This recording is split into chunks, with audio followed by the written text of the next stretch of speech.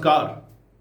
आज हम संतोष की रिपोर्ट में बात उस सियासत की करने जा रहे हैं जिस सियासत के सहारे अब ये साफ दिखने लगा है कि SIR या गहन मतदाता पुनरीक्षण के सहारे कहीं नीतीश की सियासत को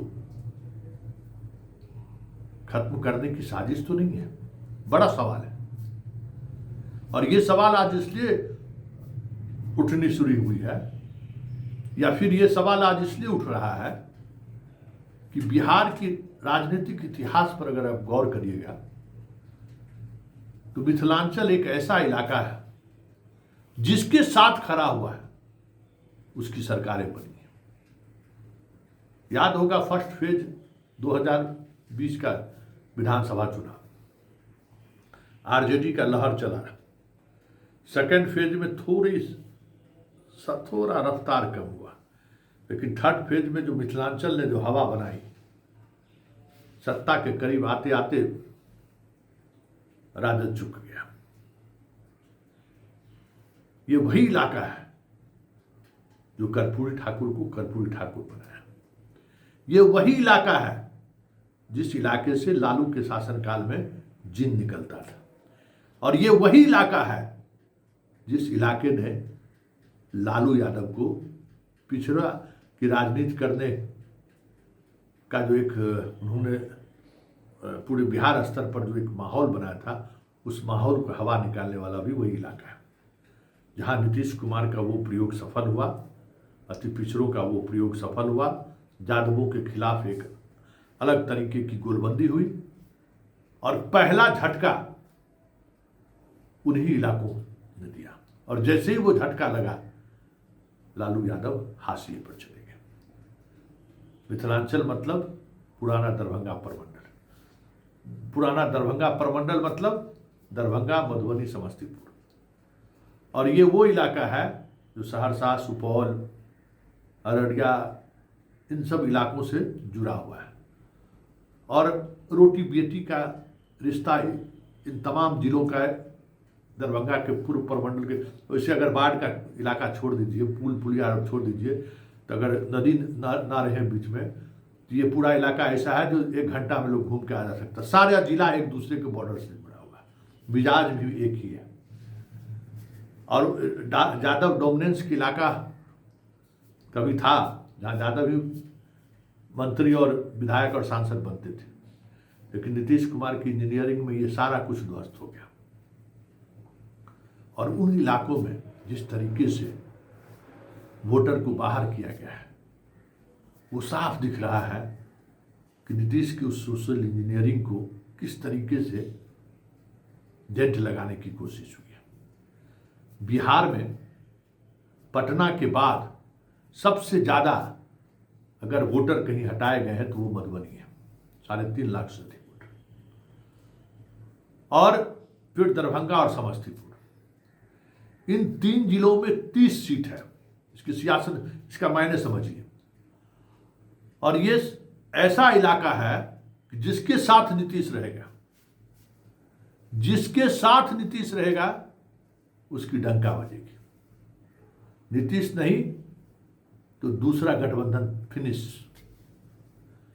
2015 में, 2010 में लालू यादव इस इलाके में पूरी तरह पर हाशिए पर चले गए थे, 22 सीट जीत कर आए थे।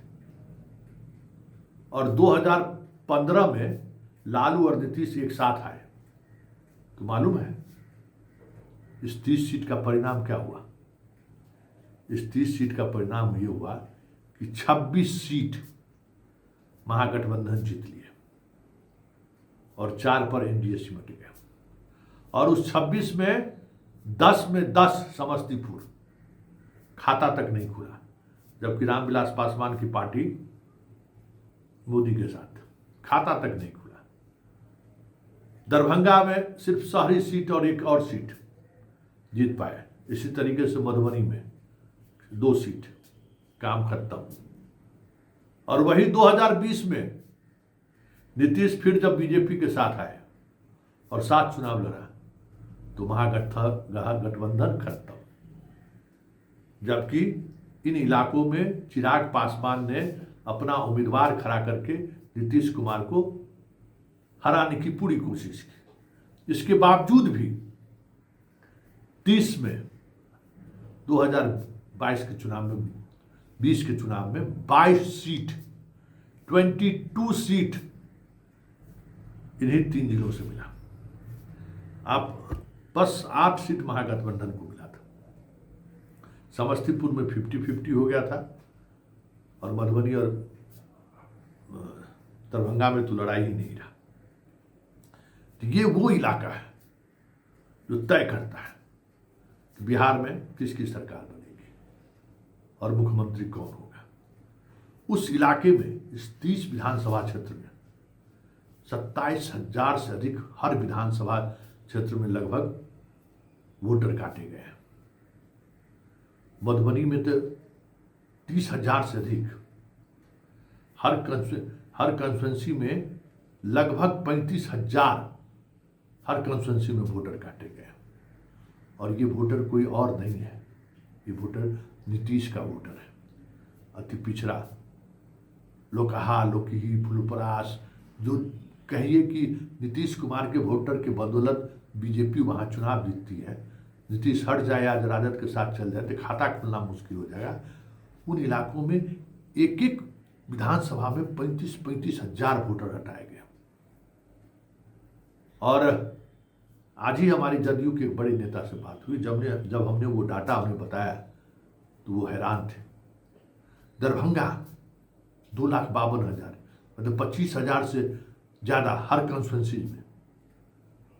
ये समस्तीपुर, यहाँ भी वही स्थिति है, 20,000 से अधिक वोटर हर विधानसभा क्षेत्र में। मतलब जो नीतीश कुमार का जो कह सकते हैं सोशल इंजीनियरिंग का जो लेबोरेटरी है था और है, जिसके सहारे वो मिथिलांचल से बाहर सुपौल, सहरसा, अररिया को वो साधते रहे हैं, वो पूरा सोशल इंजीनियरिंग का जो लेबोरेटरी था, उस लेबोरेटरी का जो मोलिक्यूल्स था, मतलब पदार्थ या पार्ट कहिए, उसी को बाहर निकाल दिया गया। इतने बड़े स्तर पर और किसी इलाके में वोटरों की संख्या नहीं कमी है जो इन मिथिलांचल के इलाकों में कमी है। और ये राजनीति के तमाम पंडितों को पता है कि ये इलाका कभी लालू यादव को ताकत देती थी और 2005 के बाद नीतीश कुमार के साथ ये इलाका लगातार खड़ा रहा। नीतीश की ताकत है ये मिथिलांचल का 30 विधानसभा क्षेत्र। नीतीश की ताकत है मिथिलांचल का वो इलाका जो इस 30 विधानसभा क्षेत्र के मिजाज के सहारे वोटिंग पैटर्न पर आगे बढ़ता है।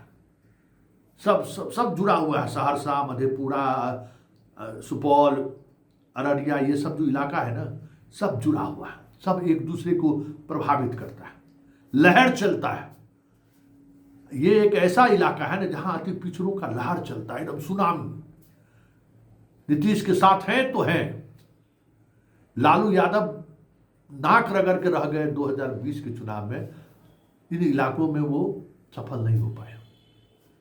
इन इलाकों में वो अगर सफल हो गए रहते तो फिर सरकार बन गई रहती, लेकिन इन इलाकों में उनको, जबकि पिछड़ा का डेंस इलाका है ये, भाई पिछड़ा है ही, मतलब दरभंगा महाराज के दौर से ये पिछड़ों का रहा है। एक से एक कहानियां इन इलाकों में पिछड़ों की बहादुरी का इतिहास के पन्नों में दर्ज है। तो ये इलाका अगर SIR के निशाने पर था या है तो यह मान लिए नीतीश कुमार को कमजोर करने का इससे बेहतर और कोई तरीका नहीं हो सकता है। क्योंकि चिराग भी रामविलास पासवान का राजनीतिक कह सकते हैं कि रणभूमि यही रहा है, यही इलाका है उनका। रामविलास पासवान के साथ रहने के बावजूद भी 2015 के चुनाव में NDA का कुछ नहीं हो पाया, 4 सीट पर सिमट गए। तमाम लोजपा प्रत्याशी हवा मुड़ गया। और 2020 में भी चिराग पासवान ने नीतीश कुमार के उम्मीदवारों के खिलाफ हर विधानसभा क्षेत्र में जहां भी नीतीश कुमार को चुनाव लड़ा वहां उन्होंने उम्मीदवारों को खड़ा किया। नुकसान हुआ, लेकिन एक भी सीट वो जीत नहीं सके। हाँ, लेकिन नीतीश को नुकसान उन्होंने कराया।